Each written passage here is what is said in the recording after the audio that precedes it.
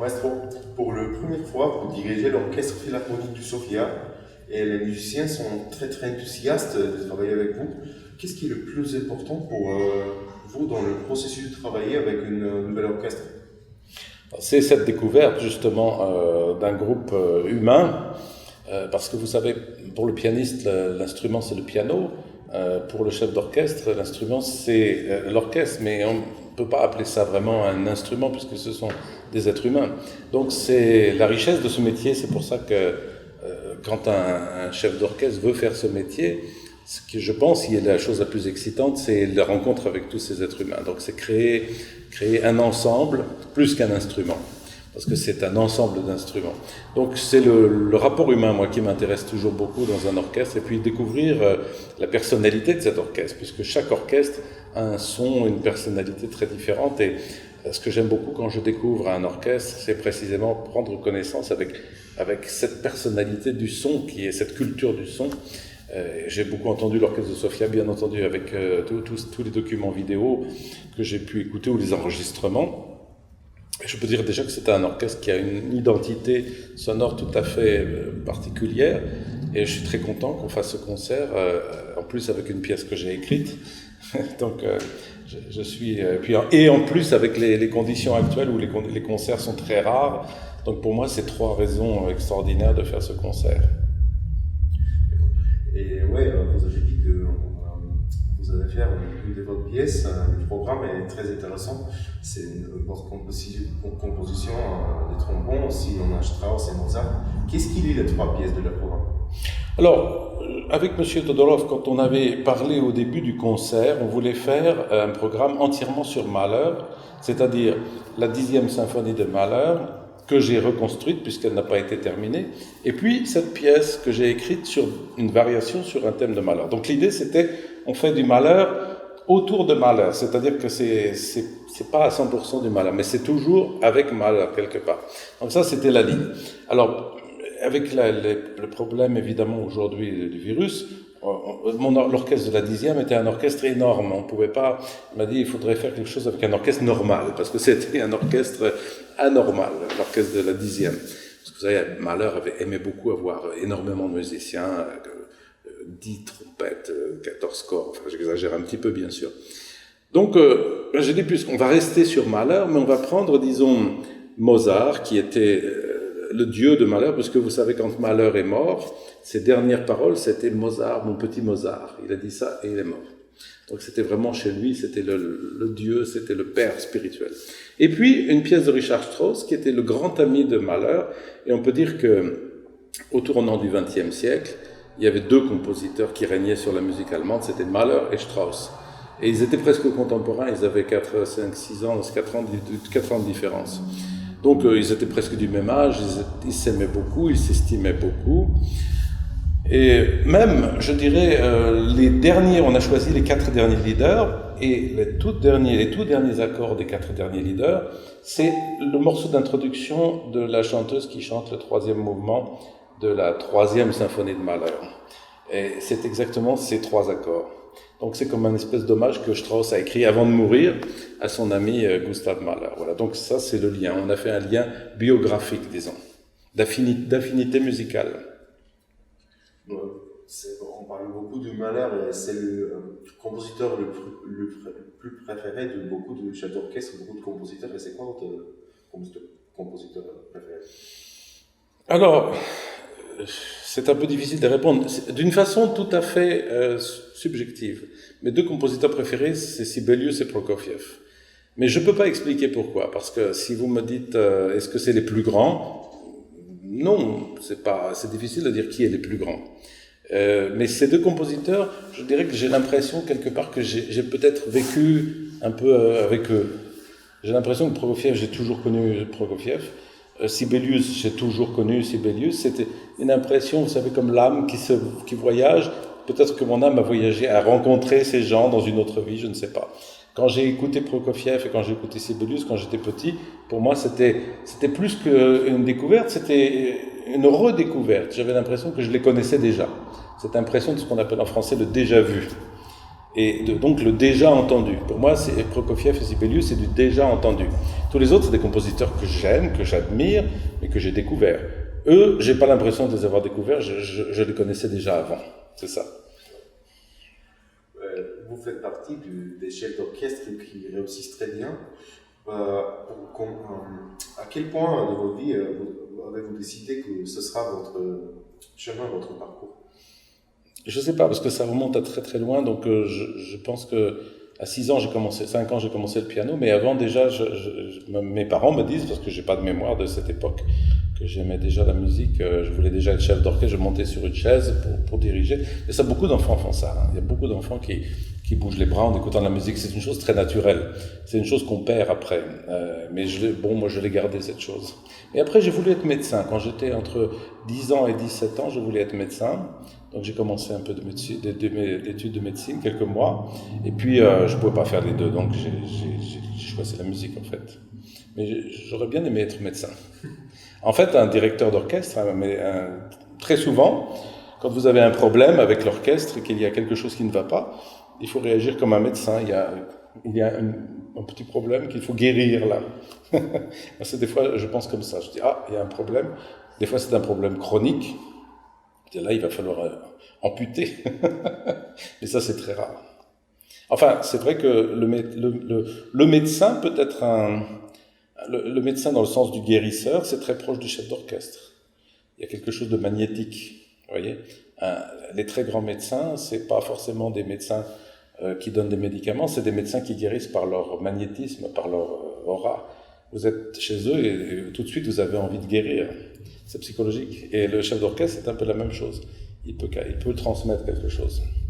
Mais cette vocation de chef d'orchestre, elle a été beaucoup réveillée par un maître bulgare d'ailleurs, qui s'appelait Vladimir Kozhukarov, et qui est maintenant à Montpellier, je crois. Et quand j'avais 18 ans, il m'a donné la plus grande leçon de musique de ma vie. Il m'a donné la chose la plus importante pour la direction d'orchestre, c'est la stabilité du rythme. Et Kozhukarov, qui habitait près de Paris, il habitait tout près de chez moi. On allait le voir, et on était 5 ou 6 élèves. On s'asseyait par terre avec des petits tambours et il nous faisait battre une pulsation et il nous disait non, ça c'est pas régulier, ça, il faut que ça vienne de l'estomac. Et il m'a donné la chose la plus fondamentale pour un musicien, c'est le vrai sens du rythme. Pas le rythme intellectuel, le rythme biologique, le rythme animal, le vrai rythme. Savoir tenir une pulsation et savoir évidemment la transmettre à l'orchestre. Donc c'est grâce à un Bulgare que j'ai peut-être réussi. Et en parlant des leçons, vous avez travaillé avec Daniel Barenboim, qui est le grand Daniel Barenboim. C'est quoi le leçon le plus important que vous avez appris de lui? Alors j'ai eu 2 maîtres importants, j'ai eu Barenboim et puis Boulez, qui m'ont appris des choses totalement différentes. Barenboim, ce que j'ai appris avec lui, c'est un véritable art du son. C'était quelqu'un qui avait un sens du son et du phrasé, qui était très important. Il cherchait toujours avec un orchestre un certain type de son, un son rond, un son sans attaque, un son un peu la même chose qu'il faisait au piano. Quand vous écoutez Barenboim, c'est un des quelques pianistes que vous reconnaissez par le son, vous le reconnaissez parce qu'il a un son très particulier. Un son très rond, très velouté, en même temps avec beaucoup de puissance, mais jamais de dureté. Et c'est une chose qu'il faisait toujours avec l'orchestre. Il cherchait toujours un son qui n'était pas dur. Avec l'Orchestre de Paris, c'était difficile parce que l'Orchestre de Paris jouait justement très dur, comme ça, avec des attaques très violentes. Avec Boulez, c'était une chose différente. Boulez, c'était plus vraiment l'art de faire une répétition. Ça, c'était un grand chef de répétition. Je dis toujours, le chef d'orchestre, je compare avec le football, c'est 2 personnes. Vous avez dans le football, vous avez l'entraîneur qui fait travailler pendant toute la semaine, et puis vous avez l'attaquant pendant le match qui pousse les autres. Voilà, ça c'est. Et le chef d'orchestre, il doit être à la fois l'entraîneur pendant les répétitions et puis l'attaquant pendant les matchs. Il faut qu'il ait les 2 choses. Et c'est pas forcément toujours les chefs d'orchestre qui ont les 2 qualités. Il y a des chefs d'orchestre qui sont des très bons entraîneurs pour les répétitions, mais ils n'ont pas beaucoup de charisme, donc c'est pas des grands attaquants. Vous avez des chefs d'orchestre qui sont des grands attaquants, mais qui n'ont pas beaucoup de méthode pour l'entraînement. Donc Boulez, c'était un grand entraîneur aussi. Barenboim, c'était plutôt un attaquant. Je vous dis, je connais rien au football, mais je sais qu'il y a ces 2 termes que je connais bien. C'est bon. Et aussi, vous avez parlé de votre parcours. dans quel rôle vous sentez le plus à l'aise, le rôle de pianiste, compositeur ou chef d'orchestre? Les trois, parce que, enfin, disons que c'est ce qu'on pratique le plus qui est le rôle dans lequel on se sent le mieux. Moi, j'ai commencé comme pianiste, donc pendant très longtemps, je me sentais mieux comme pianiste que comme chef d'orchestre, parce que j'ai commencé à 5 ans, chef d'orchestre, j'ai commencé à 20 ans. Donc il m'a fallu beaucoup d'années pour arriver au même confort que le pianiste. Et puis le compositeur, j'ai écrit très jeune aussi, mais ça fait seulement 10 ans que j'écris vraiment de façon très régulière et je suis édité maintenant. Donc le compositeur a aussi un petit peu de retard sur les autres. Mais maintenant j'ai écrit beaucoup, donc je me sens confortable. C'est une question d'entraînement et puis de faire beaucoup les choses. Donc oui, j'étais plus confortable avec ce que j'ai commencé en premier, bien sûr.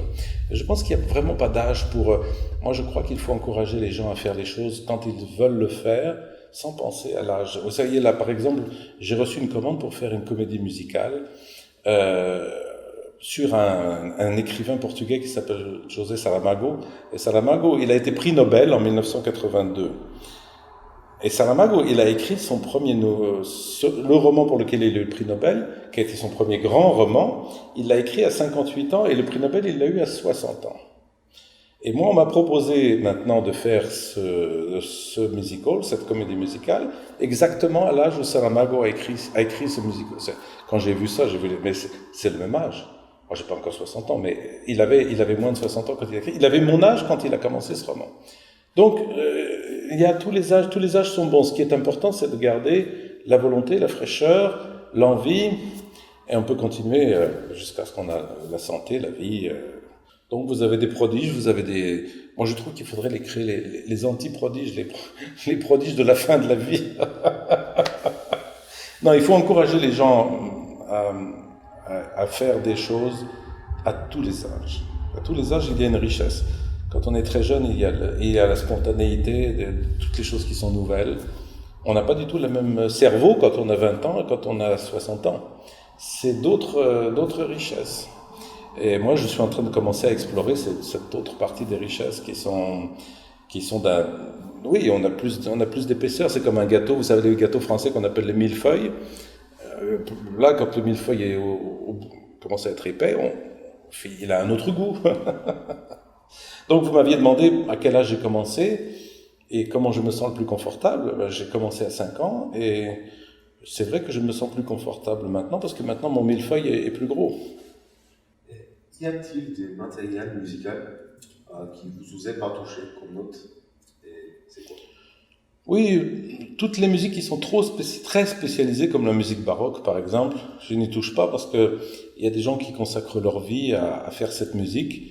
Et je pense pas que je vais faire ça mieux qu'eux. Il faut connaître bien les nouvelles techniques, des instruments anciens, etc., etc. Par contre, j'écris de la musique inspirée de la musique baroque. Ça m'arrive des fois. J'écris un opéra que j'ai appelé justement baroque, avec le jeu de mots entre rock et baroque, etc. En utilisant un orchestre ancien avec des instruments anciens pour écrire. J'avais écrit une histoire sur un vampire et je trouvais que c'était amusant. Comme ça se passe à Venise au XVIe siècle. Je vais utiliser un orchestre baroque, mais je vais leur faire jouer du rock. Voilà. D'ailleurs, la musique baroque est très proche du rock, avec ses pulsations très, très soutenues. Vous avez pom pom pom pom pom pom pom pom comme dans la musique rock. Vous avez ça dans la musique baroque déjà. Donc ils sont très proches, vous voyez. Donc ça, je touche pas. J'ai fait beaucoup de musique très contemporaine, très moderne, atonale, etc. Maintenant, j'en fais moins parce que c'est une question de goût. J'écris une musique qui est très différente. Moi, j'écris une musique qui est très inspirée de la musique pop des années 70. Moi, mes dieux, c'est pas Stockhausen ou Boulez, etc. Mes dieux, moi, c'est Pink Floyd, Genesis, Queen, c'est ça. Et je pense que la musique a besoin de se régénérer avec la musique pop de son époque. Ravel, par exemple, il a écrit la musique avec du jazz à la fin de sa vie parce qu'il a découvert le jazz. Il n'y a pas beaucoup d'exploitation, je trouve, de la musique pop et c'est dommage parce que c'est une richesse incroyable. Même maintenant, je commence à regarder même du côté du rap que j'ai trouvé au début. C'était pas de la musique, je disais bon, c'est du texte avec un peu de pulsation derrière, mais il y a quand même quelque chose on peut. D'ailleurs, dans mes variations de Mahler qu'on va jouer à Sofia, dans l'avant-dernière variation, il y a du rap. J'ai dit au tromboniste, là tu dois laisser l'instrument et parler et faire les trucs des rappeurs avec la capuche, etc. Et chanter en rap, etc. Donc j'ai même exploré le rap là-dedans. Je l'ai entendu hier soir, j'aime bien. À quoi ressemble le succès à travers vos yeux? Le succès, le succès, pour moi, le succès, c'est avoir un peu de liberté. C'est-à-dire, c'est pas que les gens vous reconnaissent dans la rue, ça je m'en fiche. Ce qui m'intéresse dans le succès, c'est qu'on me laisse la liberté, de plus en plus de liberté, de faire mes programmes, de faire ce que j'ai envie de faire, etc. Quand vous êtes un chef d'orchestre et que vous n'êtes pas connu, que vous n'avez pas du tout de succès, bon, je suis pas Karajan, je suis pas mais je suis un petit peu connu quand même dans mon milieu.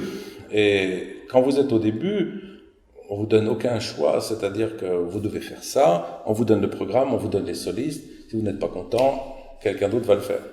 Plus vous êtes connu, plus vous avez de succès et plus vous avez de liberté. Vous pouvez monter ce que vous voulez. Même, vous n'attendez même pas qu'on vous appelle. Vous appelez les orchestres, vous dites « je veux faire la 8e de Mahler ». Vous dites « oui, mais oui, bien sûr ».